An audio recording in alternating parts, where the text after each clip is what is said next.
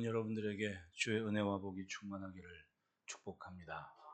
함께 따라하겠습니다. 제사장 나라가 되며 거룩한 백성이 되리라. 하나님께서 이스라엘 백성들을 시내산 앞에 만나시며 하신 말씀입니다. 이스라엘을 구별하시고 시내산 앞으로 부르신 목적이 바로 이거였습니다. 내가 너희를 제사장 나라가 되며 거룩한 백성이 되리라. 하나님의 음성이었습니다. 모세가 하나님을 만났고, 모세는 하나님을 만난 그 경험과 삶의 체험을 사명 삼아 이스라엘 백성들을 이집트로부터 구출해내는 귀한 사명을 감당하게 됩니다. 그 과정이 석 달이 걸렸다 그래요. 석 달, 3개월. 3개월 동안 하나님은 정말 신기한 기적을 이스라엘 백성들에게 베푸시며 나타내 주셨습니다. 그리고 산 아래 왔을 때, 그 산에 그날 이르렀을 때 하나님은 빽빽한 구름 속에서 음성을 들려주시며 이스라엘 백성들을 만나 주신 겁니다.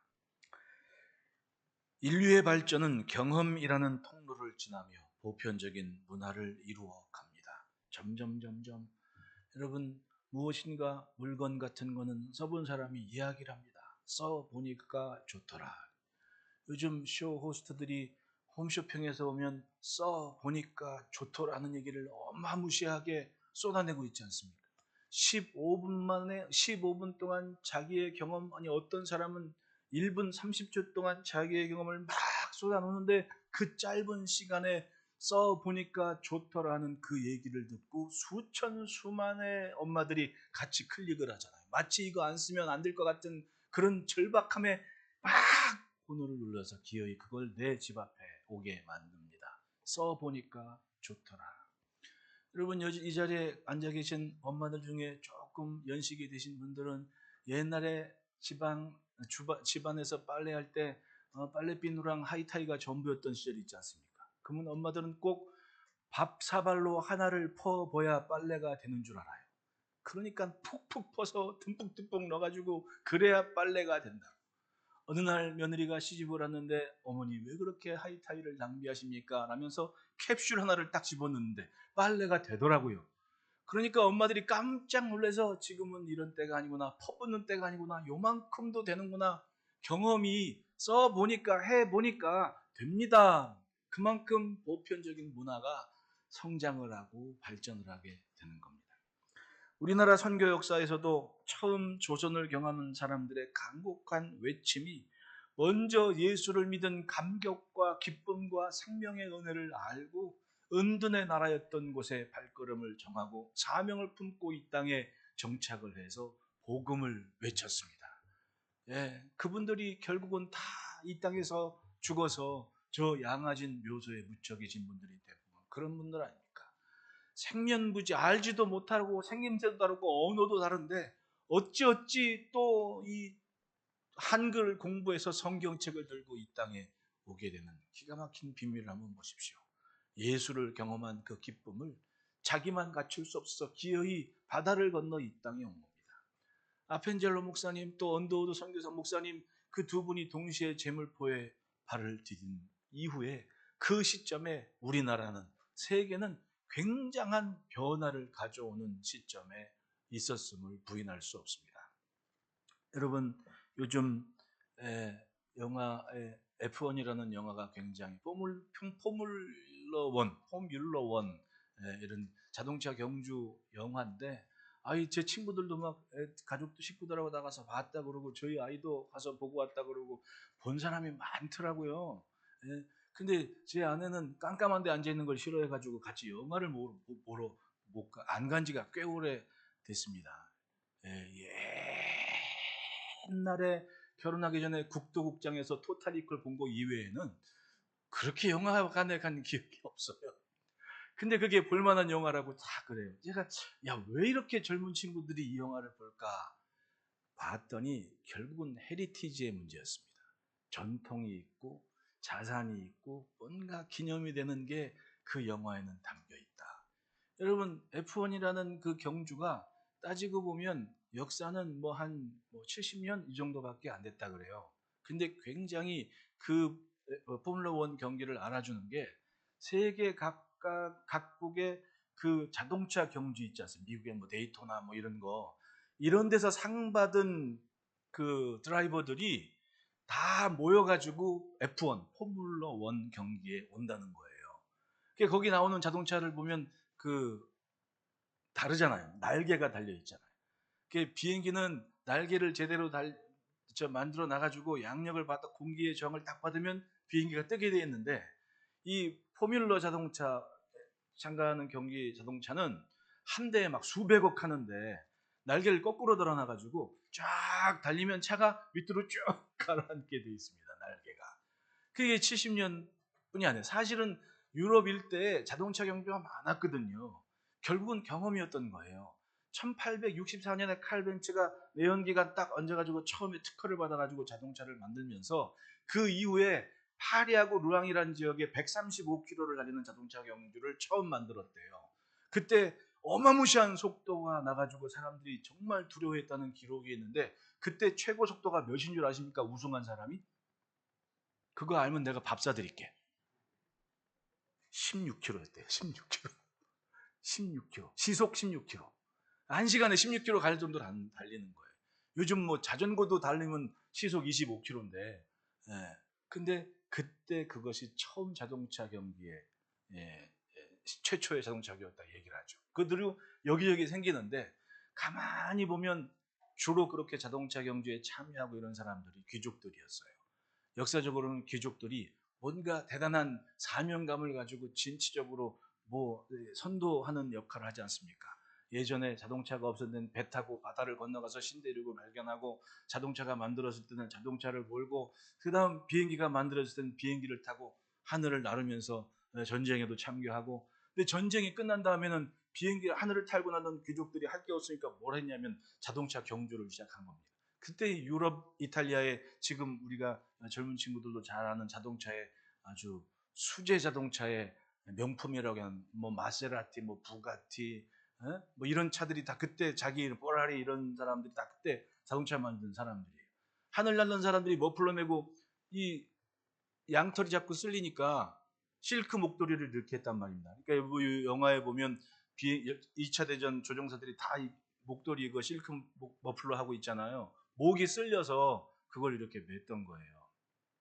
그 뒤로 그 사람들이 제대하고 전쟁이 끝나고 막 하고 하는 중에 자동차를 타고 스피드를 즐기기 시작하는데, 그 사람들이 그 하늘에서 머플러 매던 습관이 있어가지고 이렇게 머플러를 메고 운전을 이렇게 했단 말입니다. 근데 영화 뭐 로마의 휴일인 연임은 자동차 탈 때 그 여자들이나 남자들이 머플러 이렇게 하고 있잖아요. 그때 막 그런 뉴스도 나왔잖아. 머플러가 날리면서 뒷바퀴에 메어가지고 목이 졸렸다는 얘기 못 들어보셨어요? 내가 몇 살인지 모르겠어요. 이런 얘기를 하는 거 보면. 그런 얘기들이 많았습니다. 그러니까 그래서 자동차 경주에 임하는 드라이버들을 뭐라고 얘기냐? 파일럿이라고 얘기를 했어요. 그 파일럿들이 포뮬러 1 경기를 하면서 했단 말입니다. 그런 역사적으로 보면 뭔가를 처음 경험한 사람들이 그 경험치를 극대화하고, 그 경험치를 점점 발전시켜 가면서 보편적인 사람들이, 카를 벤츠가 자동차 만든 이후로 사람들이 점점 자동차를 즐기고 타게 됐다는 얘기입니다. 독특한 무언가의 경험이 보편적인 문화로 자라가요. 모세가 불붙은 떨기나무에서 하나님의 음성을 들었습니다. 모세는 전혀 놀람이 없이 거기서 하나님의 말씀 그 음성을 알아듣지 않습니까? 80세까지 모세는 광야 40년 동안 미디안 광야에서 지내면서 뭔가 있었던 겁니다. 둘째 아들 이름이 엘리에셀이란 얘기 하나만 보더라도 참 하나님께서 뭔가 자기 삶의 역사하신 것을 고민하는 중에 음성을 들으니 이걸 알아먹은 겁니다. 그 모세가 하나님께서 하시려는 일을 그대로 품고 이집트로 갔는데, 나는 하나님을 알아서 말하는 모든 것을 알아먹고 듣지만은 저 사람들한테는 뭐라고 설명해야 됩니까? 라고 묻잖아요. 그러니까 저 사람들은 아직 하나님에 대한 경험이 있다 없다. 머리로 들은 이야기는 있는데 경험이 없으니까 하나님 보내셨어요. 누군데요? 그러니까 하나님께서 말씀하시기를 이렇게 전해라. 나는 스스로 있는 자다. 나는 여호와다라고 알아먹을 만한 확실한 명칭을 알려주신 게 여호와란 단어였고, 그리고 그 여호와를 설명하는 말씀이 나는 스스로 있는 자다. 스스로 있는 자다. 그렇게 설명을 하니까 점점 알아먹잖아요. 애굽의 재앙이 떨어집니다. 그런데 처음 재앙들은 이스라엘 백성들이 경험을 해요. 그런데 셋째 재앙부터는 재앙이 피해가지 않습니까? 재앙이 이스라엘 사람들한테는 재앙이 없어요. 애굽에는 재앙이 쏟아지는데 점점 스스로 계신 하나님 여호와에 대한 인식을 하기를 시작합니다. 그리고 그렇게 하나님을 알려주시는 시간이 약 3개월 걸렸던 거예요. 홍해도 건너고 또 마른 땅에서 물이 솟게 하시고 만나를 먹이시고 그런 기적을 경험하면서 하나님에 대해 조금씩 경험해 가기 시작했다는 겁니다. 그 경험만큼 신앙이 성장하는 거예요. 그 경험만큼 인정하고 하나님을 믿고 신뢰했다면 광야 40년은 없었을 겁니다. 그런데 문제가 뭐였습니까? 이 안에 있는 못난 심성이, 못난 성품이 결정적인 순간 그걸 믿지를 못하게 해서 결국은 광야 40년을 돌아다닌 거 아니에요. 여러분, 결정적인 순간에도 하나님을 선택하고 하나님을 신뢰하는 그 믿음의 삶을 지켜갑시다. 그것이 뭔가를 경험하는 이유가 되는 겁니다. 모세는 불타오르는 떨기나무 앞에서 하나님을 만났고 음성을 분명히 들었습니다.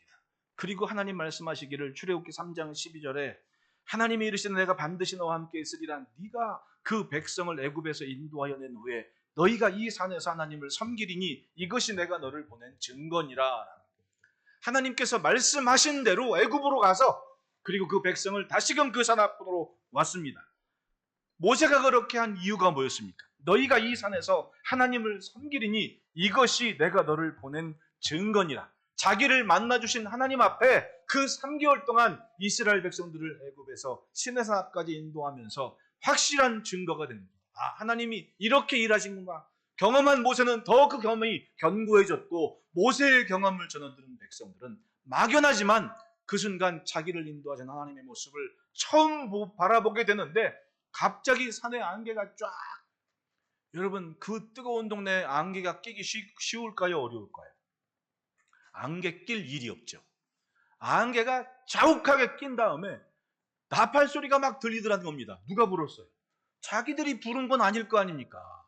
그런데 산속에서 굉장한 나팔 소리와 함께 하나님의 음성이 들리는데 자기들은 못 알아먹겠는 겁니다. 일단 무서운 거예요. 그 무서운 하나님을 온 민족이 어림잡아 한 200만이에요. 여러분 200만이면 우리나라 어디 인구인지 아십니까? 대구시 인구가 200만이래요. 대구시 인구가 대략. 그럼 그 많은 사람들이 그 산 앞에서 그 하나님의 음성을 들었다는 얘기.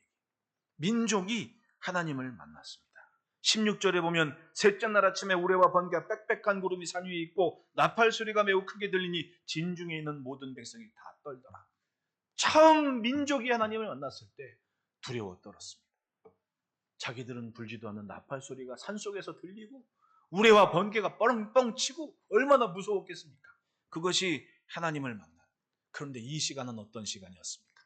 아브라함과 약속한 그날 아닙니까?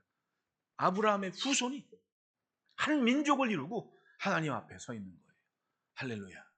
하나님은 바로 약속에 신실하신 주님이셔서 그날을 항상 준비하고 계십니다. 말씀하신 것을 이룹니다. 약속의 말씀을 붙잡은 이들을 위해 반드시 그날을 준비하고 계십니다. 여러분, 믿음으로 신뢰하는 만큼 하나님께서 정하신 그날에 거침없이 이루는 용기 있는 삶이시기를 축원합니다. 그 하나님께서 말씀하십니다. 첫째, 따라합시다. 내 인생은 하나님의 열심이다. 4절에 보면 내가 애굽 사람에게 어떻게 행하였음과 내가 어떻게 독수리 날개로 너희를 업어 내게로 인도하였음을 너희가 보았느니라. 그 신의 산 앞에 이른 민족에게 하시는 말씀이에요. 모세를 통해서. 내가 너희를 이곳까지 불러냈다. 어떻게? 애굽 사람들에게 재앙을 퍼부었고 그리고 광야를 지난 그 석 달 나는 너희를 독수리 날개로 너희를 업어서 이렇게 데리고 왔다. 여러분, 얼마나 대단한 일이에요. 하나님께서 천지 창조를 며칠 만에 하셨습니까? 일주일이었잖아요. 일주일. 그런데 이스라엘 백성들을 이집트에서 시내산까지 3개월 동안 걸려서 아니 말씀 한마디로 뭔들 못하시겠습니까? 그런데 그 하나님께서 세세하게 아마도 그 선악과 앞에서 무너진 인간의 본성을 아시기 때문에 자원하는 마음으로 의지를 가지고 결정적인 순간에도 자신이 아닌 하나님을 택하기를 바라셨는지 세세하게 그 모든 주도권을 오히려 인간에게 주는 것 같은, 무엇을 하든 무엇을 결정하든 지켜보시면서 그들의 자연스러운 선택이 오직 하나님을 신뢰하는 것임을 참고 보시면서 석 달을 그렇게 인도하셨는데, 하나님은 그 모습을 독수리 날개로 업어서 왔다고 그러지 않습니까? 우리는 아는 것이 많은 것처럼 살지만 사실은 모르는 게 더 많아요. 어쩌면 우리가 알고 있는 그것이 길어야 100년 사는 인생 중에, 여러분 솔직하게 한번 말씀해 보십시오. 8호선 탄 이후로는 기억이 가물가물해지잖아요. 네? 안 그렇습니까? 한 2호선, 3호선, 4호선까지는 괜찮아. 근데 한 5호선에서 6호선 넘어가면서부터 꼭 필요한 거 아니면 사실 관심도 없어. 그러니까 세월이 살같이 빠르다 그러잖아요. 꼭 필요한 관심이 없기 때문에 이것저것 담아둘 이유가 없는 거야. 그리고 8호선 타게 되면 삶이 간단해지지요.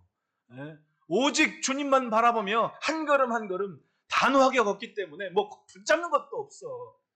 담을 것도 없고. 결국은 알고 있는 게 그 잠깐 20, 30년 사용하는 게 전부인데 안다고요? 알면 얼마나 알겠습니까? 당장 하늘의 별을 봐도 뭐가 뭔지 알겠습니까? 아무도 몰라요. 아무도 모르는 겁니다. 태양계가 전부인 줄 알고 그 지식이 완전해가지고 믿고 살다가 보니까 어느 날 허블보다 더 대단한, 아니 아예 망한 거는 우주에 띄워놓고 보니까 우주에서 바라보는 망한 거는 태양계를 넘어 또 태양계가 있는 것을 보게 되고 찾게 있지 않습니까? 그걸 안다고요? 어떻게 알아? 가본 적도 없는데. 그게 하나님께서 만드신 천지창조의 비밀인 겁니다. 알면 얼마나 알겠습니까? 지구라는 이 작은 점 하나 같은, 우주의 점 하나 같은 곳에 살면서도 얼마나 인간이 교만하냐고요. 네. 천지를 창조하신 하나님 앞에 얼마나 교만한 모습으로 살아갑니까? 야살의 책에 보면 노아의 홍수 이후에 인류의 3가지 부류가 생겼답니다. 그래서 바벨탑을 쌓았다는 겁니다. 우리가 탑을 쌓아서 하늘 꼭대기에 올라가서 하나님과 겨루자. 어떤 부류는 우리가 하늘 꼭대기에 닿는 탑을 쌓아서 창과 칼을 가지고 하늘에서 전투를 하자. 별의별 사람들이 적어도 3부류로 나뉘었다는 얘기예요. 그걸 보니까 하나님께서 이렇게 보니까, 그래, 니들이 정 그렇다면, 그러면서 나가서 뭐라 해요? 말이 달라지게 만들어서 흩어지게 만들었다 그러지 않습니까? 그게 사람인 거예요. 홍수로 싹 망했는데도 정신을 못 차리는 겁니다. 사람의 문화가 그렇게 무서운 거예요. 점점 생각과 마음을 하나님께로부터 멀어지게 만드는 겁니다. 그런데 그런 하나님, 그걸 참고 보신 하나님이 어떤 계획을 세우셨습니까?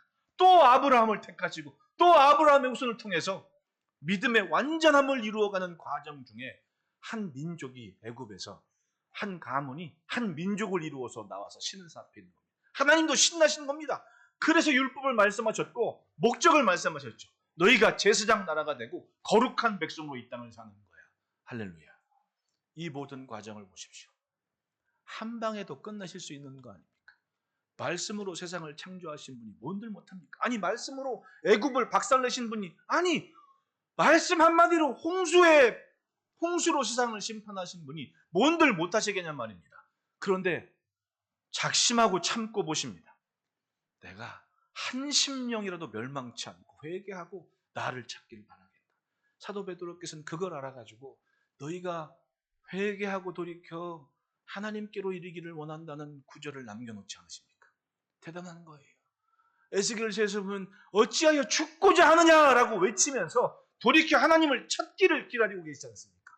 그걸 이사야 선지자는 이렇게 표현했습니다. 이사야서 9장 6절 7절만 봅시다. 그 정사와 평강의 더함이 무궁하며 또 다윗의 왕자와 그의 나라에 군림하며 그 나라를 굳게 세우고 지금 이후 영원히 정의와 공의로 그것을 보존할 것이라. 만군의 여호와의 열심히 이를 이루리라. 점점 하나님을 떠나서 오만망자하게 행했던 이스라엘에게 외치게 하십니다. 여호와의 열심, 그것 때문에 그리스도께서 오시고 결국은 구원과 영광을 주시게 되실 것이라. 하나님의 나라를 펼쳐가실 것이라. 그 열심 때문에 우리가 예수 믿고 이 자리에 있지 않습니까? 서두에도 말씀드렸지만 은둔의 땅이었던 조선이 열리기 시작한 순간부터 84년 갑심정변이 일어나고 서서히 외국 사람들이, 선교사님들이 태평양로 오기 시작하게, 처음에 알렌 선교사님이 1884년도에 들어와서 그땐 외교관 모습으로 와가지고 결국은 외교력을 발휘한 중에 본격적인 선교사가 오는 길을 마련하지 않습니까? 그 다음에 1885년 부활절에 언더우드 목사님과 아펜젤러 목사님이 온 거예요. 근데 이걸 우연이라 하겠습니까? 언더우드 목사님은 처음 인도로 선교하러 가려고 했는데 그 은둔의 땅에 대한 세미나를 프리스턴대 교수님한테 얘기는 듣고는 자기가 거길 가겠더라고. 해외 선교부에 신청을 했는데 안 된다고, 못 간다고 이렇게 하니까 자기 교단을 바꾼 거예요. 쉽게 말하면 장로의 선교부에 찾아가서 나 조선으로 보내달라고. 그런데 그러기까지는 일본 갔을 때 만난 이수정이라는 최초로 우리나라 성경을 번역한 그 양반이 편지를 쓰고 글을 써서 조선이라는 나라를 소개해서 경험치로 알게 한 거예요. 그때 당시에 굉장히 많은 일이 있었습니다. 그때 1884년도에 공사로 왔던 존 포크라는 미국 외교관이 대동여지도, 그때는 지도가 그거밖에 없었잖아요.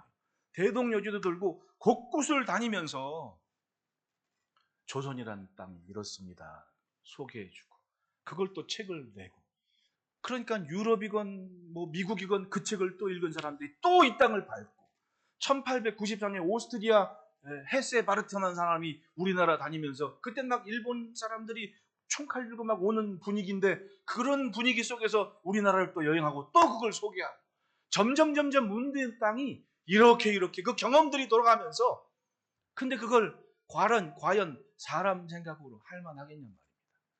기가 막힌 연결고리가 하나님께서 자연스럽게 맺어주신 서신, 서적, 경험들을 그렇게 받아들이게 하고 하나님의 마음을 품게 한 사람들이 이 땅에 온 거예요.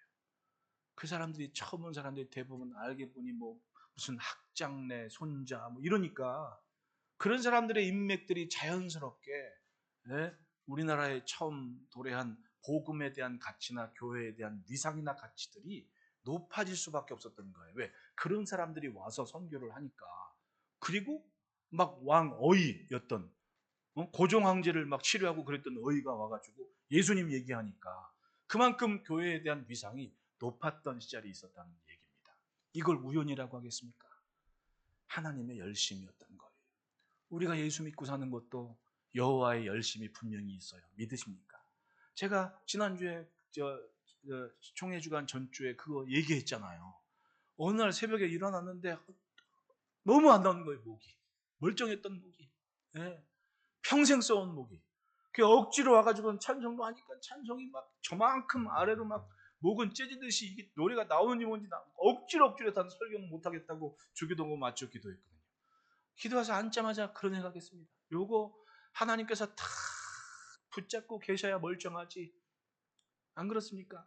하루하루 정한 대로, 계획한 대로 하루하루 돌아가는 게 하나님께서 살펴보고 계시니까 그래 잘 가고 있어, 마치 그렇듯이 하고 계시니까 내가 멀쩡하지, 잠깐 눈 돌리는 순간, 잠깐 얼굴빛 돌리는 순간 무슨 일이 벌어질지 어떻게 알겠냐고요.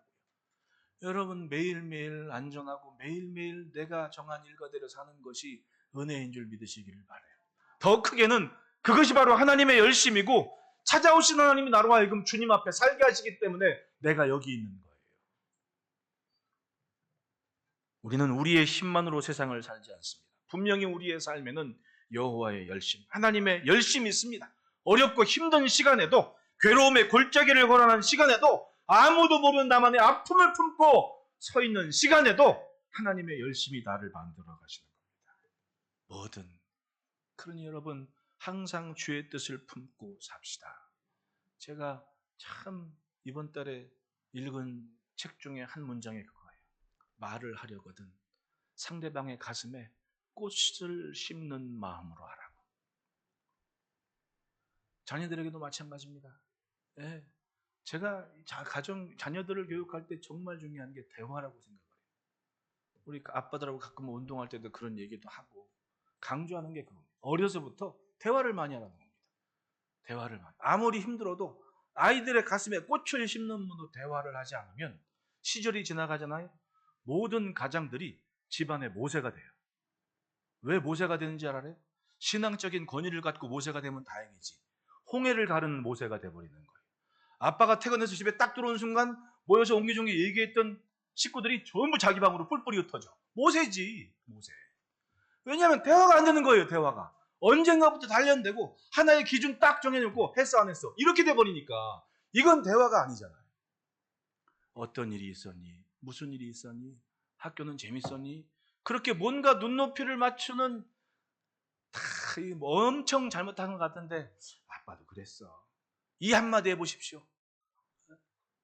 저도 그래서 죄송합니다. 예배를 같이 드리기 좀 껄끄럽지만은 집안에서 저희 애가 어렸을 때 엄마한테 혼나잖아요. 그러면 애를 몰래 데리고 나와서 냉면 먹으러 갑니다. 나도 혼나거든. 아빠도 혼나.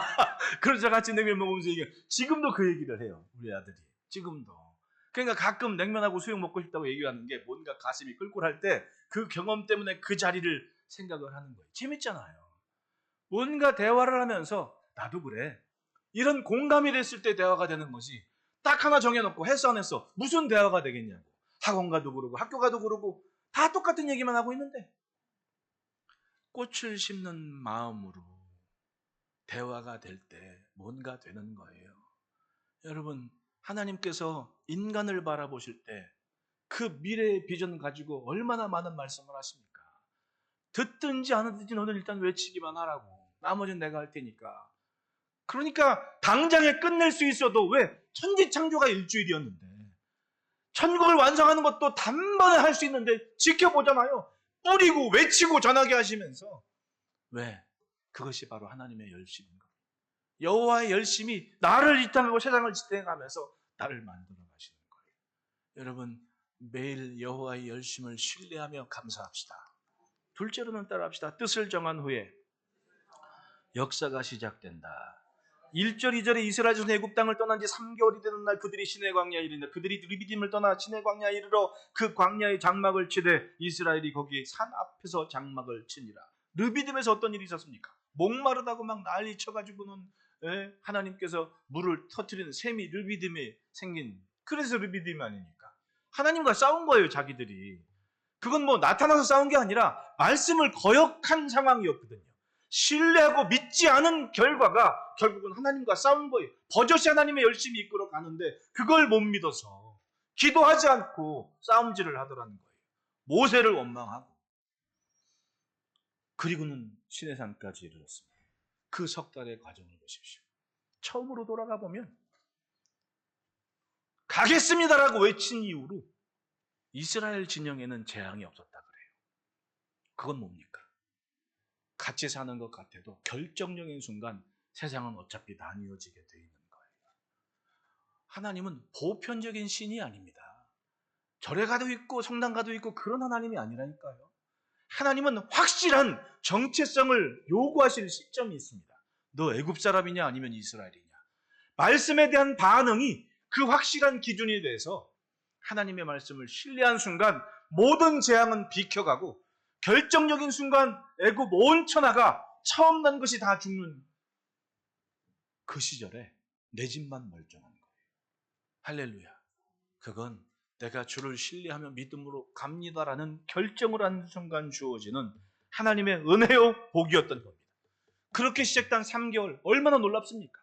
믿음으로 신뢰하며 하나님 앞에 갔더니 바다 앞에서 경험해 본 적이 없으니까 얼마나 무서워요. 그러니까 모세를 통해 말씀하지 않습니까? 너희는 가만히 있어서 내가 하나님 됨을 알지어다라. 하나님은 적극적으로 모세를 통해서 보여주시는 겁니다.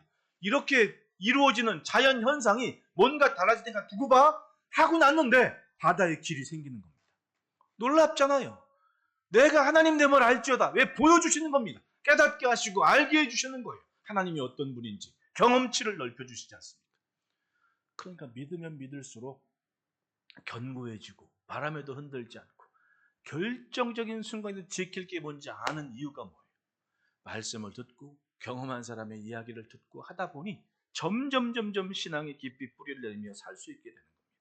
홍해의 기적도 광야의 치료도 다 경험을 하면서 하나님의 열심이 이거구나. 하나님이 믿음으로 걷는 게 이런 역사가 있구나. 그러니까 기도 후에는 반드시 열매가 있는 거예요. 믿으십니까? 내 생각과 마음이 기도를 통해서 저 앞에 가 있게 하고 그 자리에서 주님이 기다리시는 겁니다. 그 경험을 공유하고 나누고 간증하라는 겁니다. 목장 예배 때마다. 그냥 막 침묵기 하듯 모여가지고 어떻게 선교비 내야지 뚝뚝 내고 헤어지지 말고 처음 우리가 어떤 믿음으로 뜨겁겠습니까? 우리의 영성이, 우리의 모임이 여기 있지만 선교지에 이른다라는 그 사명감을 가지고 모여서 기도 나눔도 하고 말씀 나눔도 하고 은혜 나눔도 하면서 우리가 털을 잡고 성장해 가고 왔는데 어느 순간 신목교처럼 선교지만 그 끝, 이게 뭐냐고요. 모여서 뜨겁게 한 주간 이런 힘든 일이 있었는데 기도로 이겼습니다. 지금 이런 기도가 있습니다. 얼마나 좋냐고요. 이것이 바로 뜻을 정한 인생들에게 역사하시는 하나님의 손길인데 가만히 보면 예수 믿는다고 하지만 하나님 없이 사는 사람이 점점 많아집니다. 종교인은 많아지는데 신앙이 적어지는. 예수님 오셨을 때 예수님 알아본 사람과 못 알아본 사람의 차이가 뭐였습니까? 종교인처럼 살아가는 사람은 주님께서 오셔서 말씀하시는데 이걸 못 알아먹은 거예요. 그런데 간절함을 가지고 기다린 사람들은 주님이 오셨을 때 주는 그리스도시요 살아계신 하나님의 아들이십니다라고 고백을 할 수 있었던 겁니다. 그 차이인 거예요. 주님 내일 오실 수도 있어요. 믿으십니까? 성경에 말씀하시는 언제 오실지 모른다. 우리는 우리 좋은 대로 생각해요. 더 멀리 오시면 좋다고. 그런데 내일 오실 수도 있는 거 아니에요. 왜? 내 마음은 아니니까. 아버지만 아시는 시간이라고 해요. 분명히. 언제 오실지 모르지만 우리는 매 순간 주님이 원하시는 것은 내 안에 채워야 됩니다. 그렇게 뜻을 정하고 사는 순간 하나님을 신뢰하는 만큼 내 삶의 역사가 있는 거예요. 네? 신의 산 앞에서 율법을 준 이유도 그거 아닙니까? 아브라함부터 믿어온 그 날을 하나님은 직접 이 날이다라고 신의 산 앞에서 민족이 나라가 되는 율법, 헌법을 주는 것처럼 율법을 주시면서 한 나라를 광야에 세워놓으신 겁니다. 장정이 60만이라고 해요. 그러면 대충 19분만 계산해도 200만이 넘어가요. 앞에 얘기했지만 200만이면 대구시 인구인 겁니다. 모세가 참 대단한 체력을 갖고 있었던 것 같아요. 200만이 홍해를 건너도록, 즉 대구시 인구가 생각해보니까 웃겨. 대구시 인구가 홍해를 쫙 건넜는데 그걸 딱 바라보면서 지도자니까 같이 몇 시간이 몰렸는지 모르지만 대단합니다. 하나님은 그 대구시 인구가 건너는 동안 그들의 진영이 행군할 때 저 뒤에는 불기둥으로 애굽의 군대가 찾아오지 못하게 구름 기둥으로 깜깜하게 하고 이쪽은 대낮같이 밝고 저쪽은 칠흑 같은 밤이 되게 하고 별의별 수를 다 쓰셔서 방법을 동원해서 이스라엘을 함께 하시는 모습을 보여줬습니다. 여러분, 주의 말씀에 신뢰하고 걷는 길은 반드시 역사가 있습니다. 뭐든 기도하며 말씀을 듣고 뜻을 세우면 쫓아가시길 바랍니다. 처음 바로한테 가서 얘기할 때는 우리가 사흘길쯤 가서 하나님께 예배하고 오겠습니다라고. 나는 그것이 모세가 사흘길이라고 처음 그렇게 얘기한 줄 생각했는데 요즘 생각하니까 그게 아니야. 가만히 보니까 모세 혼자 가면 사흘길인데 200만 이끌고 가니까 그게 석 달에 걸린 거야. 왜? 걸핏하면 불평, 걸핏하면 원망, 얼마나 힘들었어요. 그러니까 사흘이면 갈 거를 석 달 걸리지 않았나라는 생각도 하게 되더라고. 그런데 하나님은 그래도 매 순간순간 뜻을 정하고 출발한 다음부터는 목마르다고 하면 물을 주셨고 배고프다 하면 만나를 내리셨고 그렇게 하나님을 나타내 주신 겁니다. 여러분, 하나님의 말씀을 품고 사는 순간순간마다 기도하며 그 끝을 기대하시기를 축원합니다. 그러면 내 삶의 모든 과정은 하나님의 역사로 돌이켜보니 하나님이 계셨구나. 돌이켜보니 하나님이 계셨구나. 제가 가끔 오늘 이번 주간에 그런 매일 총회를 충현교회에서 했는데 숙소를 그 옆에 있는 데 잡아놓고 걷기도 하고 걸어가면서 바쁠 때는 또 강남이 복잡하긴 복잡하더라고요. 출근 시간 딱 엉켜서 택시를 타니까 4km 가는데 38분이 걸리더라고. 4km 가는데 그냥 기역자 가는데도 그렇게 차들도 많고 하여튼 그래요. 근데 제가 일주일 동안 참 흐뭇했던 게, 하나님께서 참 묘하게 내가 자라온 환경 중에 곳곳마다 그 연결고리가 있어가지고, 제가 중학교 3학년 때 학교가 저 한남동에 있다가 대치동으로 이사 가는 바람에 옥수동에서 산 넘어와서 단국대 앞에서 버스를 타고 대치동까지 갔거든요. 46번, 17번으로 버스를 타고 갔단 말입니다. 근데 버스 타고 딱 가는데 제3한강도 건너가지고 가다가 조금 가면 이제 이제 신사동 강남역 일대를 지나가요, 버스가. 그 보면 교회라고 짓는데 막 커다란 벽돌을 쌓아놓고 막 건축을 하고 막 그 주변은 완전히 누런 황토밭이에요. 황토밭이니까 비만 오면 그 홍수 나고 잠기고 강단역 아래 그랬잖아요. 근데 우리 은사 목사님이 그때 전도사 시절에 목사님 모시고 김창인 목사님하고 두 분이 친해셔가지고 사택가서 식사하고 이런저런 말씀 나눌 때 그랬대요. 이왕이면 교회는 언덕에 지어야지 하면서 언덕에 짓고, 그때 막 언론에서 난리가 났습니다. 신문들에서 무슨 교회를 200억인지 뭐 들여가지고 그 돈이면 뭐 한국 교회가 지금 몇 개인데 뭐 어떻게 수로 산술적으로 계산하기 좀 엄청 계산하면 그 목사님 공격하고 교회를 공격했단 말입니다. 근데 지금 가서 보니까 나 버스 타고 지나가면서 얼마나 그 애들이 많이 타고 막 찡겨가지고 이렇게 하면서 교회 딱 그 흑태배기 위에 교회 지은 거 맨날 보고 다녔는데, 내가 5호선 타고 나서 너의 대표로 거기 총회로 갈지 누가 알았겠냐고. 그래서 나는 생각하면, 내가 여기를, 이유는 몰랐어요. 근데 어릴 적에 본 그 교회에 고스란히, 그 목사님도 대단하신 것 같아. 한 100년 뒤는 바라보신 것 같아, 내가 보기에는. 그러니까 처음에는 위에다 교회를 그렇게 지어놨는데 그땐 차들도 많지 않았잖아요. 지금 주차 면적이 1,500대인지 2,000대까지 들어간다고 들어요. 처음엔 언덕이었는데 건축 기술이 얼마나 좋아져요. 땅을 지하 파는 게 위에서만 파는 게 아니더라고. 옆구리에서도 파더라고. 그러니까 이렇게 언덕이 있으니까 주차장 입구는 저 아래 2층 밑에 있는 언덕 아래 주차장 입구를 내가지고, 그렇지, 이 땅 밑으로 지하는 다 우리 거잖아요. 우리도 파는 거 팔 수 있잖아요. 네? 어쨌든 그때 당시에, 그러니까 그 많은 사람들이 교회에서 예배드리는데 불편 없이 드리지 않았나라는 생각을 해요. 광장도 있고. 근데 그 흑태백의 동네에 내가 양복 입고 5호선 타고 거길 갈 줄 누가 알았겠습니까? 돌이켜보니까 아차 하는 시간이지만 하나님께서 나를 이렇게 지켜보셨구나 하는 것을 내 개인적인 체험을 하게 되는 거예요. 우리도 마찬가지입니다. 매 순간순간 하나님의 시선이 내게 있음을 믿고 삽시다. 조금이라도 멀어지지 않도록 뜻을 정한 심령을 지켜보시고 이끌어 가시는 손길이 반드시 있음을 믿고 마음속에 주를 향한 예배와 주를 향한 신뢰와 믿음을 견고히 하시기를 축복합니다. 그러면 그날은 하나님이 준비하신 날이 되는 겁니다. 셋째로 따라합시다. 본성의 싸움에서 이기자. 모세가 하나님 앞에 올라가니 여호와께 산에서 그를 불러 말씀하시되 너는 이같이 야곱의 집에 말하고 이스라엘 손들에게 말하라. 먼저 하나님을 만났던 모세가 중보자가 돼서 이스라엘 사이에 중보자가 돼서 외치고 있습니다. 그 외치는 중에 하나님께서는 그들이 지금 시내산 앞에 있는 이유를 말씀하십니다. 4절 보면 내가 애굽 사람에게 어떻게 행하였습니까? 내가 어떻게 독수리날개 노려고 내게로 인도하였음을 너희가 보았느니라. 하나님이 다 알고 있다고. 지내온 거, 바다를 건너 신 앞에 있는 거, 그 목적은 5절, 6절 다 같이 다시 한번 읽어봅시다. 시작. 세계가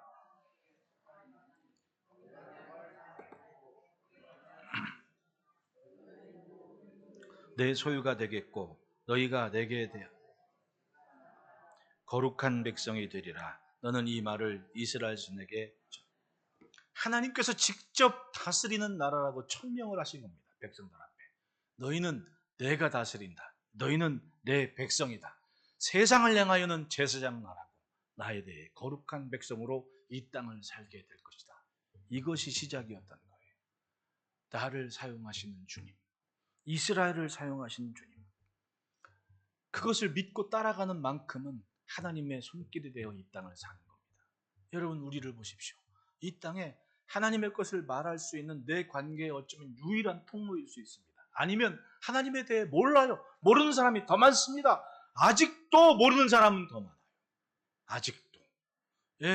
모르는 사람이 더 많을 때 내 주변에 예수 안 믿는 사람들은 내가 유일한 통로란.